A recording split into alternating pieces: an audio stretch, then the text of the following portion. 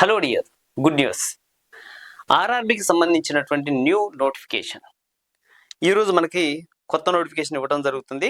ఏ రోజు అనేసి అంటే 17 ఫిబ్రవరి. గుర్తుపెట్టుకోండి, 17 ఫిబ్రవరి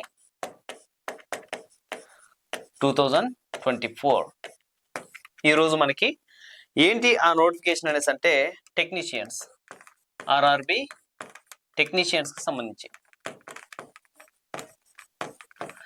ఈ టెక్నీషియన్కి సంబంధించినటువంటి నోటిఫికేషన్ ఇవ్వడం జరిగింది.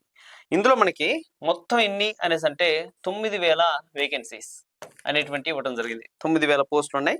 అందులో మనకి 2 గ్రేడ్స్ ఉన్నాయి. ఒకటేమో టెక్నీషియన్ గ్రేడ్ 1 అనేసి అంటాం, ఇది మనకి 1100 పోస్టులు ఉన్నాయి.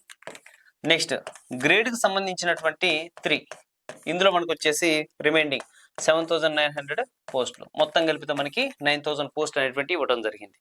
ఇక నెక్స్ట్ వన్, ఈ యొక్క నోటిఫికేషన్ రిలీజ్ అయిన డేట్ ఏంటంటే ఇది ఈ రోజు మనకి రిలీజ్ అయింది.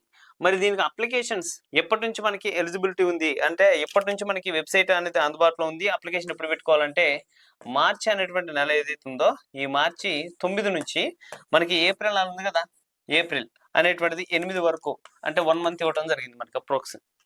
ఇక్కడ చూసుకోండి, మార్చి అనేటువంటి నెక్స్ట్ మంత్ 9 నుంచి ఆ నెక్స్ట్ మంత్ 8 వరకు మనకి ఉంది. ఒకవేళ డేట్ పొడిగించవచ్చు, పొడిగించకపోవచ్చు. డేట్ మాత్రం ఖచ్చితంగా రాసి పెట్టుకోండి.